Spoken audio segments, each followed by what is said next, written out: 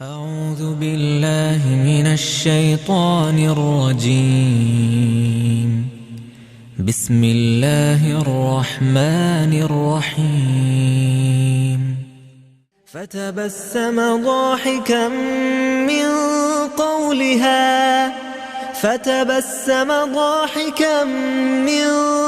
قولها وقال رب أوزعني أن أشكر نعمتك التي أنعمت علي وعلى والدي وأن أعمل صالحا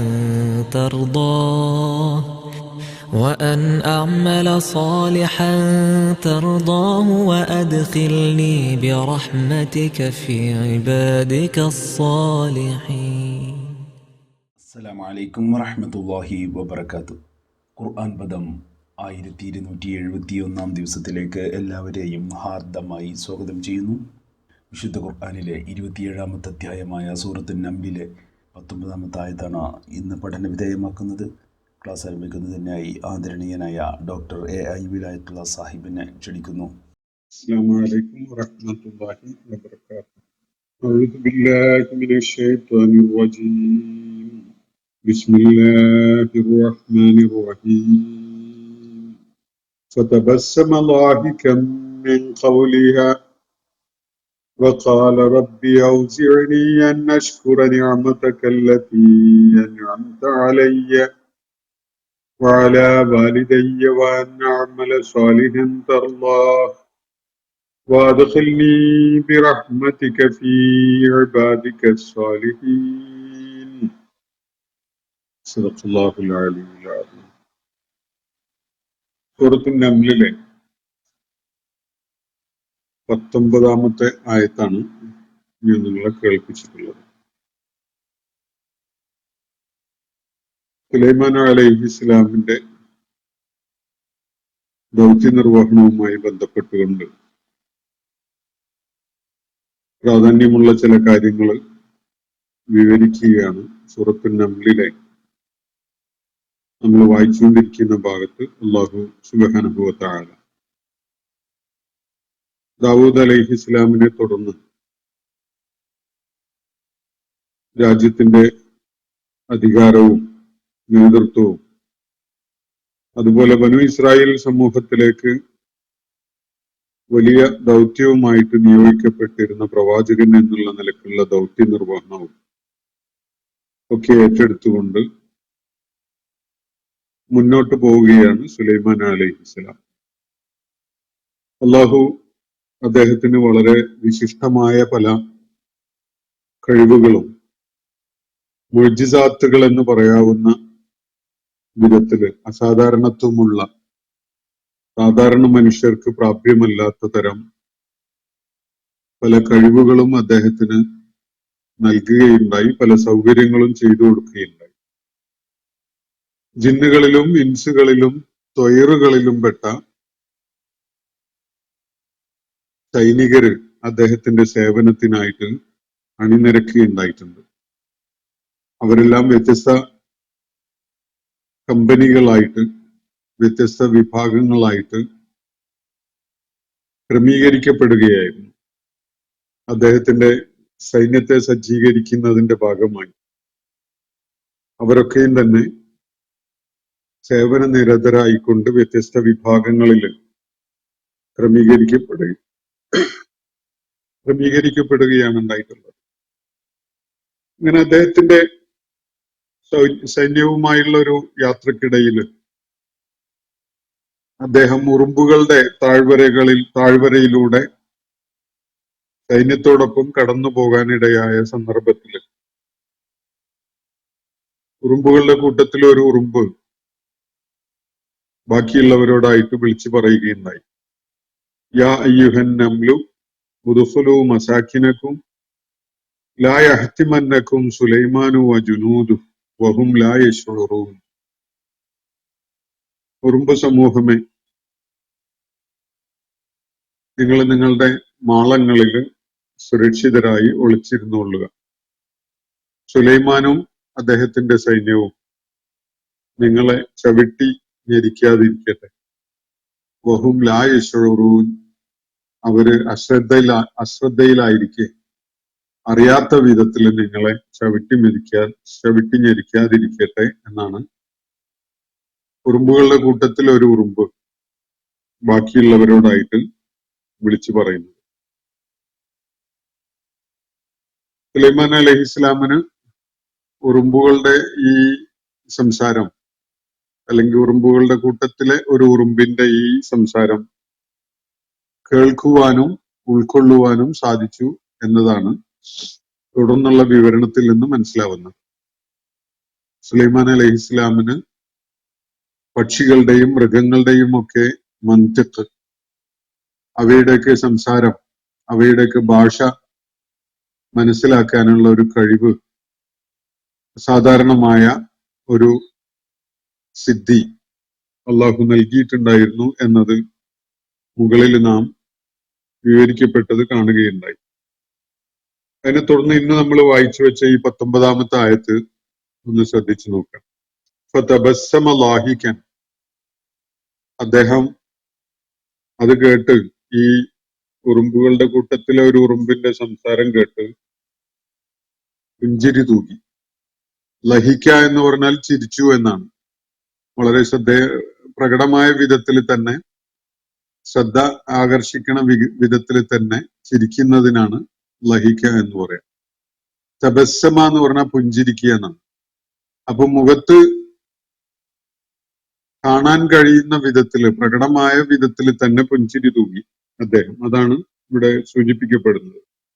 ഇപ്പൊ തബസ്സമ ലാഹിക്കൻ, അദ്ദേഹം ഒന്ന് ചിരി വിടർത്തി, അല്ലെങ്കിൽ പുഞ്ചിരിച്ചുകൊണ്ട് അത് മുഖത്ത് പ്രകടമാക്കി. മിൻ ഖൗലിഹ, ആ ഉറുമ്പിന്റെ ഈ സംസാരം കേട്ട്. മിൻ ഖൗലിഹ എന്നാണ്. നേരത്തെ ഖാലത്ത് നംലത്തുൻ എന്ന് പറഞ്ഞല്ലോ. അവിടെ ഒരു ഫീമെയിലായ ഉറുമ്പിന്റെ കാര്യമാണ് പരാമർശിക്കുന്നത്, മെയിലല്ല. അതുകൊണ്ടാണ് ഫതബസ്സമ ലാഹികം മിൻ ഖൗലിഹ എന്ന് വരുന്നത്. ആണാണെങ്കിൽ ഖൗലിഹി എന്നാണ് ഉണ്ടാവുക. അപ്പോ ഈ ഉറുമ്പിന്റെ സംസാരം കേട്ട് സുലൈമാൻ അലൈഹിസ്സലാം ഒന്ന് പുഞ്ചിരി വിടർത്തി, അല്ലെങ്കിൽ പുഞ്ചിരി തൂകി. വഖാല, സുലൈമാൻ അലൈഹിസ്സലാം കേട്ട് ചിരിച്ചുപോയി. വഖാല, എന്നിട്ട് ആ ഘട്ടത്തിൽ സുലൈമാൻ അലൈഹിസ്സലാം പറഞ്ഞു, അല്ലെങ്കിൽ അദ്ദേഹം ഒരു പ്രാർത്ഥന നടത്തി. ആ പ്രാർത്ഥനയാണ് അല്ലാഹുവിടെ ഈ ആയത്തിൽ ഉദ്ധരിക്കുന്നത്. ഈ പ്രാർത്ഥനയോട് സമാനതയുള്ള, ഏറെക്കുറെ ഇതിലെ വാക്യങ്ങളൊക്കെ അടങ്ങുന്ന വാക്യങ്ങളുള്ള ഒരു പ്രാർത്ഥന വേറെ ഒരിടത്തും വിശുദ്ധ ഖുർആനിൽ നമുക്ക് കാണാൻ സാധിക്കും. ഒരു പ്രത്യേക സന്ദർഭത്തില് മനുഷ്യര് തിരിച്ചറിവോടുകൂടി അള്ളാഹുവിനോട് നടത്തുന്ന ഒരു പ്രാർത്ഥനയായിട്ട് അവിടെ അത് വിവരിക്കപ്പെടുന്നത് കാണാം. ആളുകള്, അള്ളാഹുവിന് വിധേയപ്പെട്ട ആളുകള്, അവരുടെ പ്രായം 40 അടുക്കുന്ന ഘട്ടത്തിലാണ്, അല്ലെങ്കിൽ 40 തികയുന്ന ഘട്ടത്തിലാണ് അങ്ങനെ ഒരു പ്രാർത്ഥന തിരിച്ചറിവോടെ, കാര്യങ്ങളെ ഉൾക്കാഴ്ചയോടെ മനസ്സിലാക്കിക്കൊണ്ടുള്ള ഒരു പ്രാർത്ഥന നടത്തുന്നത് എന്നൊരു സൂചന വിശുദ്ധ ഖുർആനിൽ ഇതേപോലെയുള്ള ഒരു ആയത്ത് വരുന്ന മറ്റൊരു സന്ദർഭത്തിൽ നമുക്ക് കാണാൻ കഴിയും. അപ്പൊ സുലൈമാൻ അലൈഹിസ്സലാം ഇവിടെ നടത്തുന്ന പ്രാർത്ഥന എന്തായിരുന്നു? സുലൈമാൻ അലൈഹിസ്സലാമിന്റെ നിലപാട്, അദ്ദേഹം ഏത് തരക്കാരനായിരുന്നു, അദ്ദേഹം എന്തൊക്കെ കഴിവുകൾ നൽകപ്പെട്ട ആളായിരുന്നു, ആ കഴിവുകള് അദ്ദേഹത്തിന്റെ സ്വഭാവത്തില്, പെരുമാറ്റത്തില്, നിലപാടില് ഒക്കെ എന്ത് ഇമ്പാക്റ്റ് ആണ് ഉണ്ടാക്കിയിട്ടുണ്ടായിരുന്നത് തുടങ്ങിയ കാര്യങ്ങളൊക്കെ മനസ്സിലാക്കാൻ നമ്മളെ സഹായിക്കുന്ന തരത്തിലുള്ള വാക്കുകളാണ് ഈ പ്രാർത്ഥനയിൽ അടങ്ങിയിട്ടുള്ളത്. നമുക്കറിയാം, സുലൈമാൻ അലൈഹിസ്സലാമിന്റെ ഉദാഹരണം അള്ളാഹു കൊണ്ടുവരുന്നത് നേരത്തെ മൂസ അലൈഹി ഇസ്ലാമുമായി ബന്ധപ്പെട്ടുകൊണ്ട് ഫിറഔൻ ചെയ്ത കാര്യങ്ങളെ പരാമർശിച്ചുകൊണ്ടുള്ള ഒരു വിവരണത്തിനെ തുടർന്നാണ്. അള്ളാഹുവിന്റെ ഒരുപാട് അനുഗ്രഹങ്ങള് അള്ളാഹു ചൊരിഞ്ഞു കൊടുത്തിട്ടുണ്ടായിരുന്ന ഒരാളാണ് ഈജിപ്ഷ്യൻ ഭരണാധികാരിയായിരുന്ന ഫിറൗൻ. മൂസ അലൈഹി ഇസ്ലാമിന്റെ കാലത്ത് അധികാരം വാണിരുന്ന റാംസീസ് രണ്ടാമൻ എന്ന പേരിൽ അറിയപ്പെടുന്ന ആളാണ് ഈ ഫിറൗൻ എന്നത് നമ്മൾ നേരത്തെ മനസ്സിലാക്കിയിട്ടുള്ളതാണ്. അദ്ദേഹം അള്ളാഹു നൽകിയ വലിയ സ്ഥാനവും പദവിയും സാധ്യതകളും ഒക്കെ വെച്ചുകൊണ്ട് ധിക്കാരത്തിന്റെയും അഹങ്കാരത്തിന്റെയും അതുപോലെ ദൈവനിന്ദയുടെയും നന്ദികേടിന്റെയും എല്ലാ സീമകളെയും ഭേദിച്ചു കൊണ്ടുപോയ ഒരു കാര്യമാണ് നമുക്ക് കാണാൻ സാധിക്കുക. അങ്ങനെയുള്ള ക്രൂരതയുടെയും അക്രമത്തിന്റെയും വഴിവിട്ട പോക്കിന്റെയും ഒക്കെ ഏറ്റവും എടുത്തു പറയാവുന്ന ഉദാഹരണമായിട്ട് ഫിറോവിന്റെ ജീവിതം നമ്മുടെ മുന്നിൽ തുറന്നു കിടക്കുന്നുണ്ട്. അയാൾ എടുത്ത നിലപാടുകളും ബനു ഇസ്രായേൽ സമൂഹത്തെ അയാൾ കൈകാര്യം ചെയ്ത രീതിയും ഒക്കെ ചരിത്രത്തിൽ രേഖപ്പെട്ട് കിടക്കുന്ന കാര്യങ്ങളാണ്. എന്നാൽ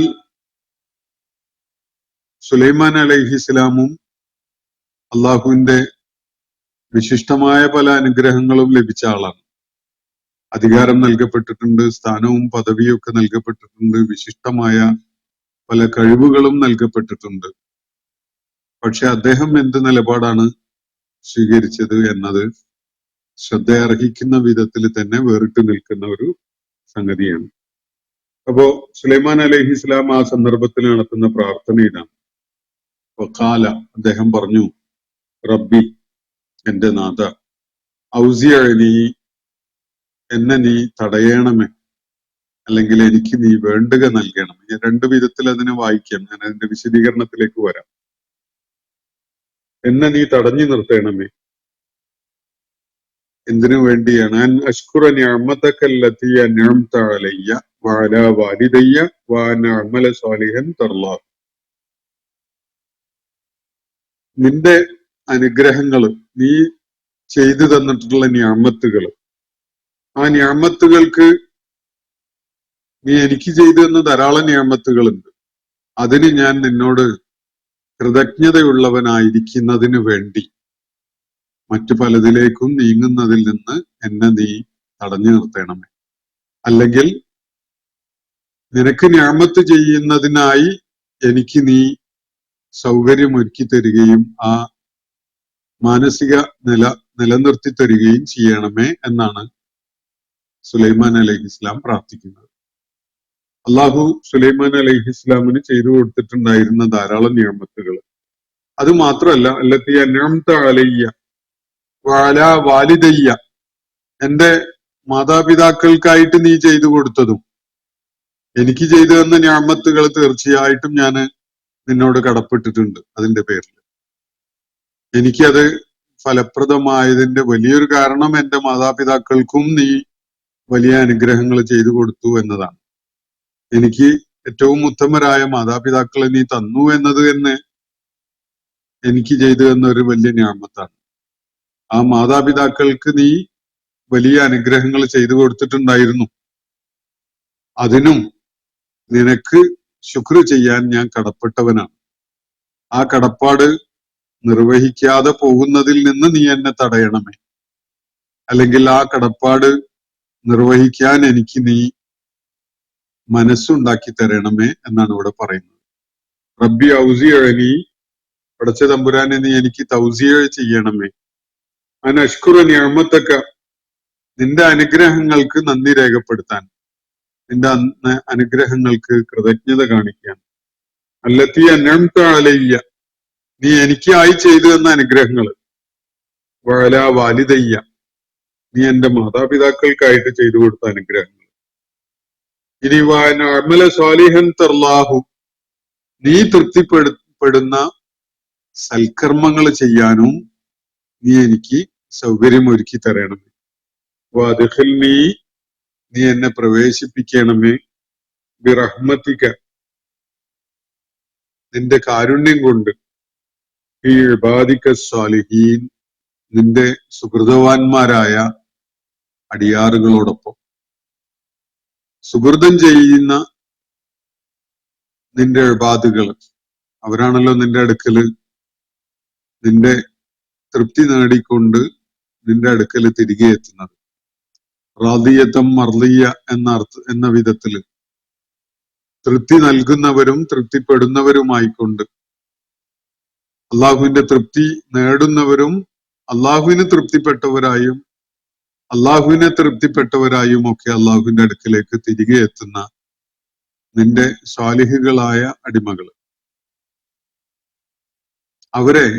അവരോടൊപ്പം എന്നെയും നീ പ്രവേശിപ്പിക്കണമേ നിന്റെ കാരുണ്യത്തിൽ, നിന്റെ കാരുണ്യത്താൽ.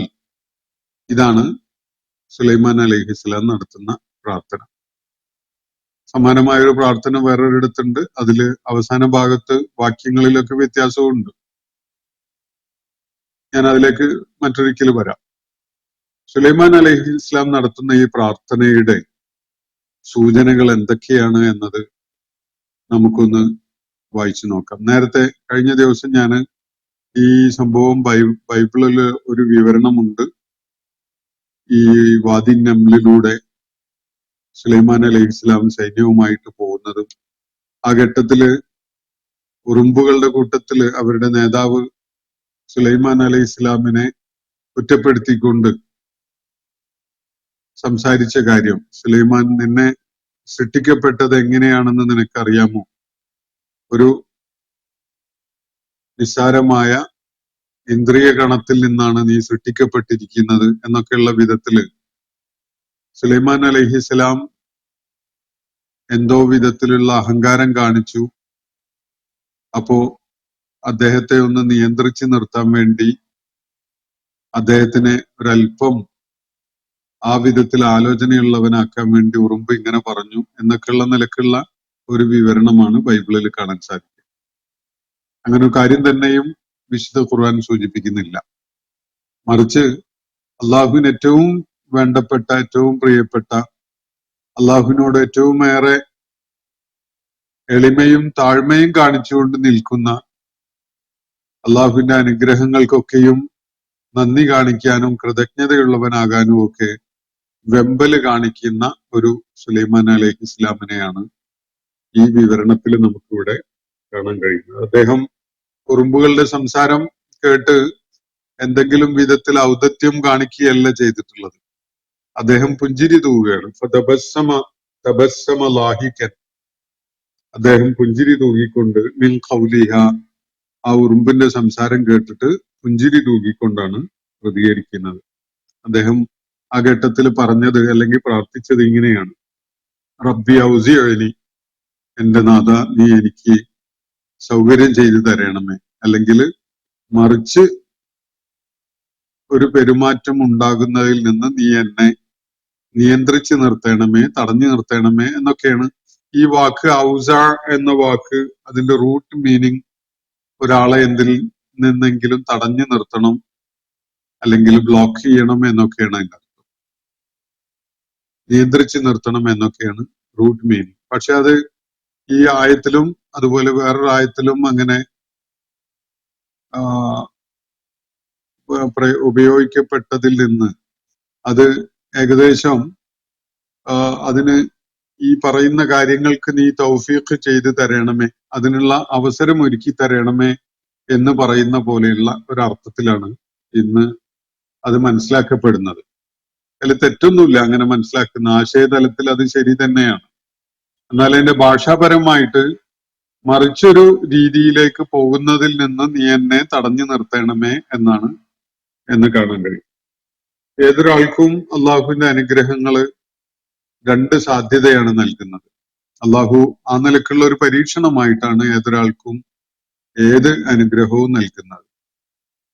അയാൾ അഷ്കുർ അക്ഫുർ എന്ന വിധത്തില് സുലൈമാൻ അലൈഹി ഇസ്ലാമുമായി തന്നെ ബന്ധപ്പെട്ടുകൊണ്ടുള്ള ചില വിവരണങ്ങൾ വിശുദ്ധ ഖുർആനിൽ കാണാൻ സാധിക്കും. ഞാൻ നന്ദിയുള്ളവനാകുമോ അതല്ല നന്ദി കെട്ടവനാകുമോ എന്ന വിധത്തിൽ എന്നെ പരീക്ഷിക്കുന്നതിന് വേണ്ടിയാണ് എന്റെ റബ്ബ് എനിക്ക് ഈ അനുഗ്രഹങ്ങൾ ചെയ്തു തന്നിട്ടുള്ളത് എന്നതാണ് അവിടെ പരാമർശിക്കപ്പെടുന്ന കാര്യം. അപ്പൊ ഏത് അനുഗ്രഹം ഭൗതികമായ നമ്മുടെ ജീവിത യാത്രയിൽ നമുക്ക് ലഭ്യമാവുന്ന ഏതു തരം അനുഗ്രഹമായാലും, സമ്പത്തോ അല്ലെങ്കിൽ നല്ല ജോലിയോ പദവിയോ സ്വാധീനമുള്ള ഒരു സ്ഥാനമോ അല്ലെങ്കിൽ സന്താനങ്ങളോ, അതുപോലെ എന്ത് അനുഗ്രഹമാണ് നമുക്ക് കിട്ടിയിട്ടുള്ളതെങ്കിലും മനുഷ്യൻ ഇതിന്റെ പേരിൽ ഒന്നുകിൽ അഹങ്കരിക്കുന്നവരായി മാറും, എന്നിട്ട് എല്ലാവരുടെയും മുന്നിൽ ഔദ്ധത്യത്തോടുകൂടി തന്റെ വലിയ നേട്ടങ്ങളായിട്ട് കണ്ടുകൊണ്ട് അതിനെ സൂചിപ്പിക്കുകയോ പറയുകയോ ഒക്കെ ചെയ്തുകൊണ്ട് പെരുമാറും.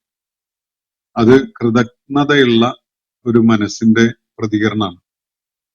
വേറെ ചിലര് അള്ളാഹു തനിക്ക് കനിഞ്ഞു നൽകിയിട്ടുള്ള അവന്റെ ഔദാര്യമാണിത് എന്നത് തിരിച്ചറിഞ്ഞുകൊണ്ട് അള്ളാഹുവിനോട് ഒരുപാട് കടപ്പാടുള്ളവനാവുകയും എളിമയും അതുപോലെ കൃതജ്ഞതയും ഒക്കെ കാണിച്ചുകൊണ്ടിരിക്കും.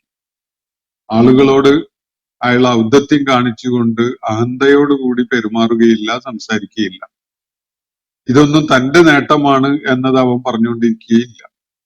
മറിച്ച് അള്ളാഹു തനിക്ക് ചെയ്തു എന്ന അനുഗ്രഹങ്ങളാണ് എന്ന് തന്നെയാണ് അങ്ങനെ ഒരാള് പറഞ്ഞുകൊണ്ടിരിക്കുകയും പ്രതികരിക്കുകയും ഒക്കെ ചെയ്യുക. അപ്പൊ ഈ വിധത്തിൽ ഏത് അനുഗ്രഹങ്ങളും മനുഷ്യനെ ഒന്നുകിൽ നന്ദിയുള്ളവനാക്കും, അല്ലെങ്കിൽ നന്ദി കെട്ടവനാക്കും. നന്ദികേട് കാണിക്കുന്ന ഒരു നിലപാട് കുഫറിന്റെ നിലപാടാണ്. നിഷേധത്തിന്റെ നിലപാടാണെങ്കിൽ കൃതജ്ഞത കാണിക്കുന്ന, നന്ദി കാണിക്കുന്ന നിലപാട് സത്യവിശ്വാസത്തിന്റെ ഒരു പ്രകടനമാണ് എന്നതാണ് വസ്തുത. സുലൈമാൻ അലൈഹി ഇസ്ലാമിന്റെ കാര്യത്തിൽ അങ്ങനെയുള്ള നന്ദികേടിന്റെ ഒരു നിലപാടും അദ്ദേഹത്തിന്റെ ഭാഗത്തുനിന്ന് ഉണ്ടായിട്ടില്ല. വേറെ ചില സംഭവങ്ങള് ഖുർആൻ പരാമർശിക്കുന്നുണ്ട് സുലൈമാൻ അലൈഹി ഇസ്ലാമിന്റെ സിംഹാസനവുമായിട്ടൊക്കെ ബന്ധപ്പെട്ടുകൊണ്ട്. അവിടെ പോലും സുലൈമാൻ അലൈഹി ഇസ്ലാം ഒരിക്കലും നന്ദികേട് കാണിക്കുന്ന ഒരു നിലപാടല്ല സ്വീകരിക്കുന്നത്. അള്ളാഹുവിന്റെ മുന്നിൽ വിനയാന്യതനായിക്കൊണ്ട് എളിമയോടുകൂടി തനിക്ക് അള്ളാഹു കനിഞ്ഞു നൽകിയിട്ടുള്ള ആ അനുഗ്രഹങ്ങളെ, ഔദാര്യങ്ങളെ അംഗീകരിച്ചുകൊണ്ടും വകവെച്ചുകൊണ്ടും അത് പ്രത്യേകം എടുത്തു പറഞ്ഞ് അവനോട് കൃതജ്ഞത കാണിച്ചുകൊണ്ടുമാണ് സുലൈമാൻ അലൈഹി ഇസ്ലാം പ്രതികരിക്കുന്നത്. ഇതാണ് സുലൈമാൻ അലൈഹി ഇസ്ലാമിന്റെ പ്രകൃതം. അപ്പോ ഇവിടെ പറയുന്ന കാര്യം, സുലൈമാൻ അലൈഹി ഇസ്ലാം അള്ളാഹുവിനോടായിട്ട് ഒരു പ്രാർത്ഥന നടത്തുന്നത് ഇങ്ങനെയാണ്. നമ്മളത് കേട്ടു. റബ്ബി ഔസിഅനി അൻ അഷ്കുറ നിഅമതക അല്ലതി അൻഅംത അലയ്യ. നീ എന്റെ മേല് ചൊരിഞ്ഞു തന്നിട്ടുള്ള നിന്റെ അനുഗ്രഹങ്ങളുടെ പേരിൽ നിനക്ക് ശുക്രുള്ളവനായിരിക്കാൻ, അതുപോലെ വാലിദയ്യ, എന്റെ മാതാപിതാക്കൾക്കായിട്ട് നീ ചെയ്തു കൊടുത്ത അനുഗ്രഹങ്ങൾ ഉണ്ടല്ലോ, അവയുടെ പേരിലും ഞാൻ നിന്നോട് കൃതജ്ഞതയുള്ളവരായിരിക്കാൻ, അതുപോലെ അമല സ്വാലിഹൻ തർലാഹു, നീ തൃപ്തിപ്പെടുത്തുന്ന തരത്തിലുള്ള സ്വാലിഹായ അമലുകൾ ചെയ്യാൻ, ഇതിനൊക്കെയും നീ എനിക്ക് തൗസിയ ചെയ്തു തരണമേ എന്ന് പറഞ്ഞാൽ അതിനൊക്കെ നീ വഴിയൊരുക്കി തരണമേ. അത്തരം നിലപാടുകളിൽ നിന്ന് അകന്നു പോകുന്നതിൽ നിന്ന് നീ എന്നെ നിയന്ത്രിച്ചും തടഞ്ഞും നിർത്തണമേ എന്നാണ് ഈ പ്രാർത്ഥനയുടെ ആകത്തുക. അതിനുശേഷം സുലൈമാൻ അലൈഹി ഇസ്ലാം തുടർന്ന് പ്രാർത്ഥിക്കുന്നത് വാദഖിൽ നീ എന്നെ പ്രവേശിപ്പിക്കണമേ ബിറഹ്മതിക, നിന്റെ കാരുണ്യത്താൽ, ഫീ ഇബാദിക സ്വാലിഹീൻ, നിന്റെ സുഹൃതവാന്മാരായ ദാസന്മാരോടൊപ്പം. പാരത്രിക ലോകത്ത് മരണാനന്തരം അള്ളാഹുവിന്റെ അടുക്കലേക്ക് തിരികെ എത്തുമ്പോ സുഹൃതം ചെയ്ത് നിന്റെ തൃപ്തി നേടിയ ആളുകളുടെ ഒരു വിഭാഗം ഏതായാലും അവിടെ ഉണ്ടാവും. അവരോടൊപ്പം എന്നെയും ചേർക്കണമേ എന്നാണ് സുലൈമാൻ അലൈഹി ഇസ്ലാം ഇവിടെ നടത്തുന്ന പ്രാർത്ഥന. സമാനമായൊരു പ്രാർത്ഥനയാണ് ഒരു വിശ്വാസി 40-ാമത്തെ വയസ്സിലെത്തുമ്പോ അല്ലെങ്കിൽ 40 തികയുന്ന ഘട്ടത്തിൽ റബ്ബി ഔസിഅനി അൻ അഷ്കുറ നിഅമതക അല്ലതി അൻഅംത അലയ്യ വഅലാ വാലിദയ്യ വഅൻ അഅമല സ്വാലിഹൻ തർളാഹു വഅദ്ഖിൽനി ഫീ ഇബാദിക സ്വാലിഹീൻ എന്ന് പറഞ്ഞുകൊണ്ട് നമ്മൾ അതിന്റെ ഒരു ഭാഗം ഞാൻ എന്റെ ശ്രദ്ധയിൽ നിന്ന് പോയിട്ടുണ്ട്. അപ്പോ ആ വിധത്തിലുള്ള ഒരു പ്രാർത്ഥന വിശുദ്ധ ഖുർആനിൽ നമുക്ക് വേറെ ഇടത്തും കാണാൻ സാധിക്കും.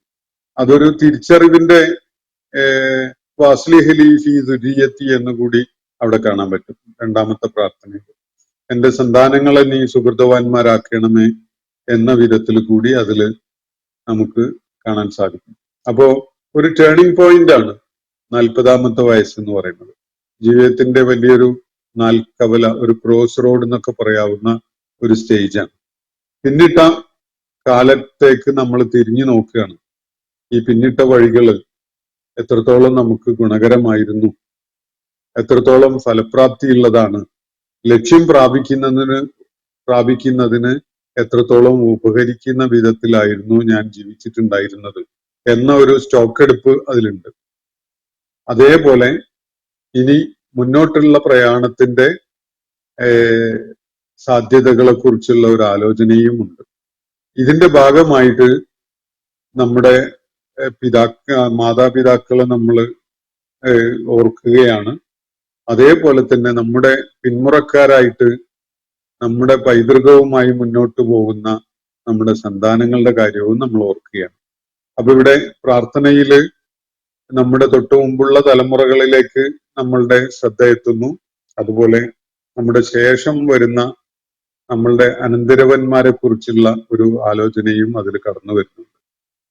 ഇവിടെ ആ ഭാഗം നമുക്ക് ഉൾപ്പെടുത്തപ്പെട്ടത് കാണാൻ പറ്റുന്നില്ല. പക്ഷെ ഈ പ്രാർത്ഥനയുടെ ആദ്യ ഭാഗം സുലൈമാൻ അലൈഹി ഇസ്ലാമിന്റെ പ്രാർത്ഥനയിൽ നമുക്ക് കാണാൻ സാധിക്കും. അപ്പോ സുലൈമാൻ അലൈഹിസ്സലാം ഉറുമ്പിന്റെ സംസാരം കേട്ട് പുഞ്ചിരി തൂകിക്കൊണ്ട് ഇങ്ങനെ ഒരു പ്രാർത്ഥന നടത്തുക.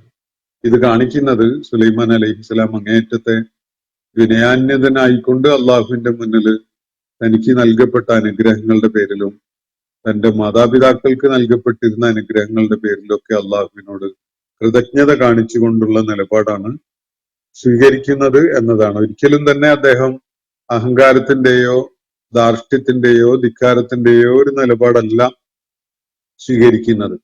തന്റെ ഭാഗത്തുനിന്ന് ചെറിയ വിധത്തിലെങ്കിലും അങ്ങനെ വല്ലതും വന്നു പോകുന്നതിനെ കുറിച്ചുള്ള വലിയ ജാഗ്രതയാണ്, അതിനെക്കുറിച്ചുള്ള വലിയ ഭീതിയാണ് അദ്ദേഹം ഇവിടെ പ്രകടിപ്പിക്കുന്നത് എന്ന് കാണാൻ സാധിക്കും.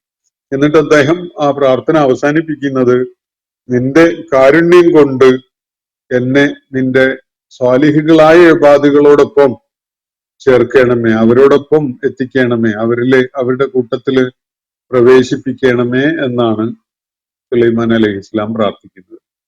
കാരണം ഏത് അനുഗ്രഹവും മനുഷ്യനെ ധിക്കാരിയും ധാർഷ്ട്യം കാണിക്കുന്ന ആളും നന്ദി കെട്ടവനും ഒക്കെ ആക്കി മാറ്റാൻ സാധ്യതയുണ്ട്.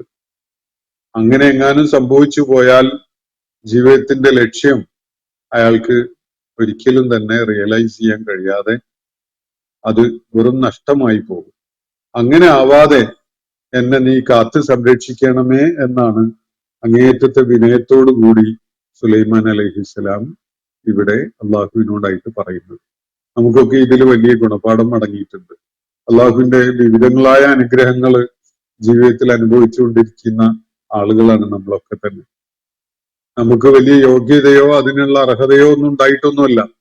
അള്ളാഹു ഔദാര്യമായിട്ട് കനിഞ്ഞു നൽകുന്ന അവന്റെ കാരുണ്യമോ അല്ലെങ്കിൽ അവന്റെ ഉദാരതയോ ഒക്കെ ആയിരിക്കും അത്. ഇത് പലപ്പോഴും നമ്മൾ മറന്നു പോകുന്നുണ്ടാവും. നമ്മൾ അതുമായി ബന്ധപ്പെട്ടുകൊണ്ട് അള്ളാഹുവിനോട് കൃതജ്ഞത കാണിക്കുകയും അതിന്റെ ഉത്തരവാദിത്വം നിർവഹിക്കുകയും ചെയ്യുന്നതിന് പലപ്പോഴും നമുക്ക് മറവി നമ്മളെ പിടികൂടുന്നുണ്ടാവും. ചിലപ്പോഴൊക്കെ അറിയാതെ നമ്മൾ ഒരല്പം അഹന്തയുള്ള, ധാർഷ്ട്യമുള്ള അല്ലെങ്കിൽ താൻപോരിമ കാണിക്കുന്ന സംസാരമൊക്കെ നമ്മുടെ നാവിലൂടെ വന്നു പോകുന്നുണ്ടാവും. കരുതണം, വലിയ ജാഗ്രത ഉണ്ടാവണം അക്കാര്യത്തിൽ. കാരണം അത് ചെറിയൊരു പിഴവല്ല, വളരെ കടുത്ത ഒരു പിഴവാണ്. കിബറിന്റെ ഒരു അംശം നമ്മളിൽ ഉണ്ടാകുക എന്ന് പറയുന്നത് ഏറ്റവും വലിയ പരാജയം ഉണ്ടാക്കുന്ന ഒരു കാര്യമാണ് എന്നതാണ് വസ്തുത. അതുകൊണ്ട് ഈ പ്രാർത്ഥനയിൽ നമുക്ക് വലിയ ഗുണപാഠമുണ്ട്. ആ പാഠം ഉൾക്കൊള്ളാൻ നമുക്കൊക്കെയും സാധിക്കേണ്ടതുണ്ട് എന്നത് സൂചിപ്പിക്കുകയാണ് ഈ ആയത്തുമായി ബന്ധപ്പെട്ടുകൊണ്ട്. അതുപോലെ നബി സല്ലല്ലാഹു അലൈഹി വസല്ലം ഇവിടെ നിന്റെ കാരുണ്യം കൊണ്ട് നീ നിന്റെ ഇബാദുകളുടെ സാലിഹുകളായ ഇബാദുകളിൽ എന്നെ പെടുത്തണമേ എന്ന്, അവരോടൊപ്പം എന്നെ പ്രവേശിപ്പിക്കണമേ എന്ന് സുലൈമാൻ അലൈഹി ഇസ്ലാം പ്രാർത്ഥിച്ചുവല്ലോ. അപ്പോ അതുമായി ബന്ധപ്പെട്ടുകൊണ്ട് നമ്മൾ മനസ്സിലാക്കേണ്ട ഒരു കാര്യം, സുലൈമാൻ അലൈഹിസ്സലാം ഇവിടെ പറയുന്ന അള്ളാഹുവിന്റെ കാരുണ്യം കൊണ്ട് സ്വാലിഹുകളുടെ കൂട്ടത്തിൽ പ്രവേശിപ്പിക്കണം എന്നാണ്. ഒരാൾക്കും തന്നെ തന്റെ കർമ്മം കൊണ്ട് അതിനുള്ള യോഗ്യതയും അർഹതയും നേടാൻ സാധിക്കാൻ ഇടയില്ല എന്നാണ് നബി സല്ലല്ലാഹു അലൈഹി വസല്ലം സൂചിപ്പിക്കുന്നത്. ഒരു ഹദീസിൽ അദ്ദേഹം അത് വ്യക്തമാക്കുന്നുണ്ട്. ലൻ യദ്ഖുല അഹദുക്കും അൽ ജന്ന അമലഹു എന്ന് പറയുന്നത് കാണാം. ഒരാളുടെ കർമ്മം കൊണ്ട് ഒരാൾ ഒരിക്കലും തന്നെ സ്വർഗം നേടുന്നവനാവുകയില്ല എന്നാണ് പറയുന്നതിന്റെ അർത്ഥം. എന്ന് പറഞ്ഞാൽ കർമ്മങ്ങൾ ഏതായാലും സ്വർഗം നേടാൻ ഉപകരിക്കുന്നതേ ചെയ്യാൻ പാടുള്ളൂ. പക്ഷെ കർമ്മം കൊണ്ട് മാത്രമായിട്ട് ഒരാൾക്ക് സ്വർഗം ക്ലെയിം ചെയ്ത് ചെല്ലാൻ പറ്റുന്നതാവണമെന്നില്ല. അപ്പോ സഹാബത്ത് ചോദിക്കുന്നത് വല അൻത യാ റസൂലല്ലാഹ്, താങ്കളുടെ കാര്യത്തിലും ഇങ്ങനെ തന്നെയാണോ പ്രവാചകരെ?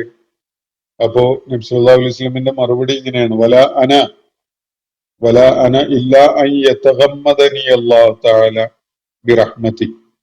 അല്ലാഹു സുബ്ഹാനഹു തആല അവന്റെ കാരുണ്യം എന്റെ മേൽ ചൊരിയുകയാണെങ്കിൽ അല്ലാതെ എനിക്കും അതിന് സാധിക്കുകയില്ല എന്നാണ്. എന്ന് പറഞ്ഞാൽ നമ്മൾ എന്തൊക്കെ സൽക്കർമ്മങ്ങൾ ചെയ്തിട്ടുണ്ടെങ്കിലും അള്ളാഹുവിന്റെ കാരുണ്യത്തിനുള്ള അർഹത നേടുക എന്നത് വളരെ പ്രധാനമാണ്.